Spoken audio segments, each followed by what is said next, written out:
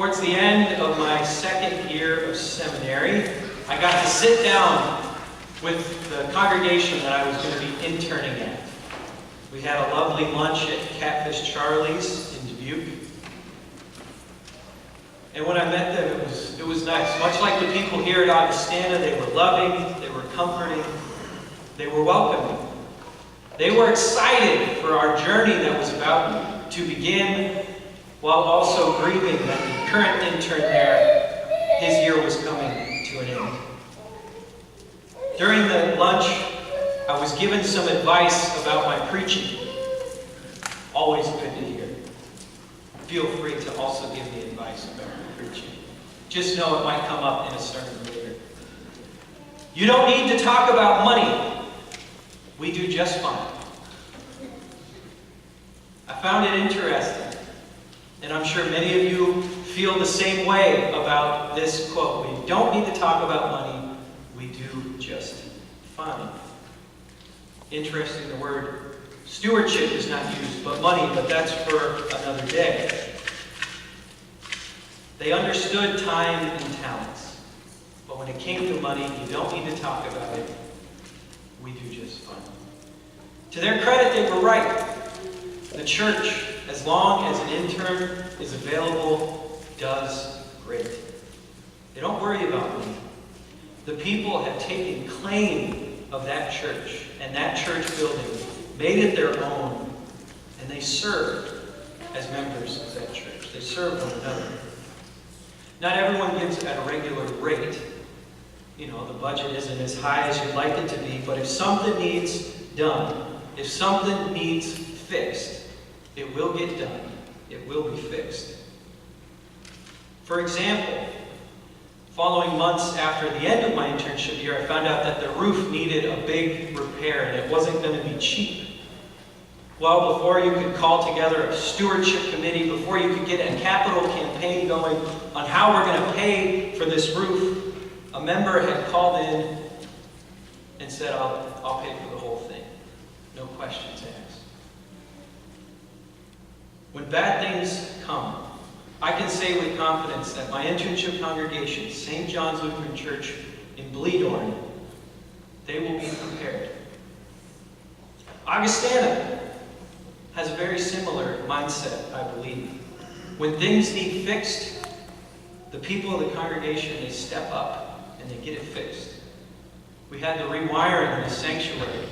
I heard it wasn't this bright just a year ago.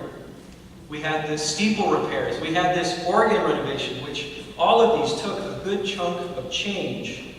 And the good people of Augustana Lutheran Church, they stepped up. That's why I can also say with confidence that if bad stuff were to happen to this building and this church community, I'm also quite confident that Augustana Lutheran Church would be just fine. You guys would be prepared. All of us would be prepared. Today's gospel is a parable focused on the idea of preparation. These bridesmaids were waiting for the bridegroom to walk by them so they could join in lighting his way to the wedding banquet. 5 of the bridesmaids that joined didn't bring any extra stuff with them. In fact, they must have just thought he was coming right away, or, like myself, it wasn't until they got to the bank that they realized they didn't have their wallet. 5 of the bridesmaids did that, but the other 5, they were prepared. They brought an extra flask of oil just in case they found themselves waiting a long time. They brought insurance with them. Similarly, we buy insurance. Auto insurance, home insurance, life and health insurance. We buy these things, and we also build up a savings, not just for down the road, but for the just-in-case moments in life. Much like the 10 maidens wait for the bridegroom, we too wait for Jesus' return. We wait for Jesus' return to earth, the time, as we say in the Apostles' Creed, when he will come to judge the living and the dead, the time when God's kingdom will officially be set in stone, where there will be no more sin, death, or pain. In 2007, I was lucky enough to get to go to the Gator Bowl with my high school. They actually got to march in the Gator Bowl parade. We drove down in charter buses, we had a great time, and we got to go to the game. And the game was fun. It was really fun, even though I don't remember who actually won. Apparently that's not important. What I do remember, though, is that as we walked out of that building and we were going through the parking lot to our charter bus, there was a woman holding a sign warning us of the coming apocalypse. Warning us that the end is near, so you better watch out because God's going to judge you sinners. And if you're not prepared, there will be weeping and gnashing of teeth. Now, she was a little off on the date, obviously. It's 10 years later and we're doing just fine. But what I really didn't like about that poster is that it made Christ's return sound like something scary and bad. It made it sound like we must prepare for the worst if we're going to prepare for Christ's coming. But Jesus' parable doesn't talk about preparing for the worst. The bridesmaids aren't waiting for a tragedy. They're waiting for a party. For a wedding party of all things. A reception. As someone who was at a wedding reception last night, they're really fun. They're really joyful. Rarely do you find a bad wedding reception. I'm sure maybe somebody has this story. So too is it with Christ's return to this world. It's not meant to be bad. It's not meant to be scary. It's meant to be joyful. It's meant to be good. We aren't waiting for a crash or a house to burn down. Christ took care of the scary part of God's judgment on Good Friday when he died on the cross. Christ took care of the scary part of God's judgment on Easter Day when he rose from the dead for our sake.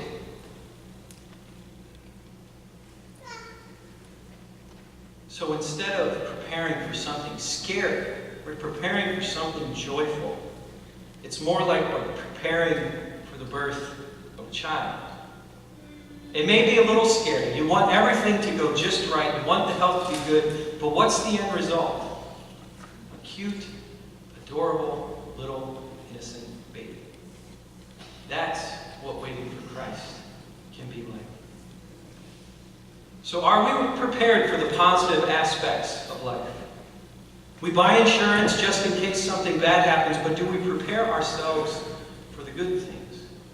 Do we open our hearts to find the love of our lives? Do we prepare for what will happen if we do?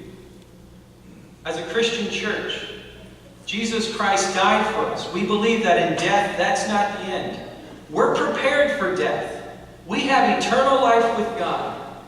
So as a Christian church, we are totally prepared for death, but do we prepare our lives for life here and hereafter? Do we prepare to live rather than just prepare for our deaths? Do we as a church make sure to be prepared not just for when bad stuff happens, but prepare ourselves for when good things happen? Prepare ourselves for ministries, not just building projects. Augustana Lutheran Church is not a country club. Pledge Sunday today is not the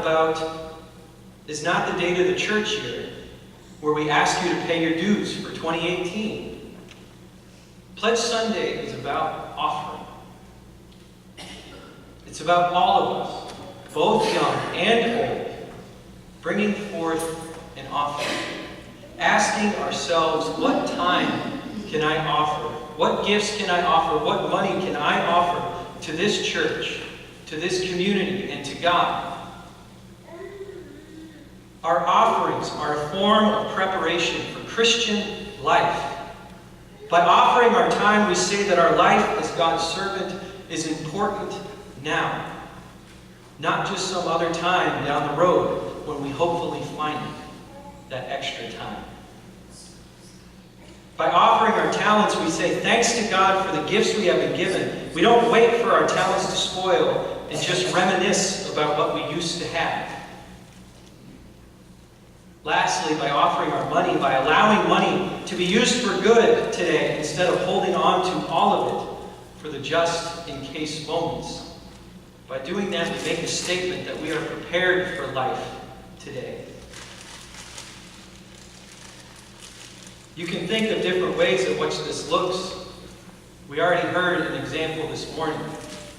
What does it look like to offer my time and talents to God, to this church? It's a widower visiting the homebound. Those who can't go out and see people themselves, coming to them to share in love, talk. So just remember this. It's by our offerings that Augustana Lutheran Church will have the chance to just keep running or to thrive. It's by our offerings that Augustana Lutheran Church will have the ability to grow or decay. And it's by our offerings that Augustana Lutheran Church will have the chance to be prepared for just the bad stuff or to also be prepared for the joyous life of this church, this community, and all of God's creation. Praise be to God who has given us all we have and who has called us to be stewards, not owners.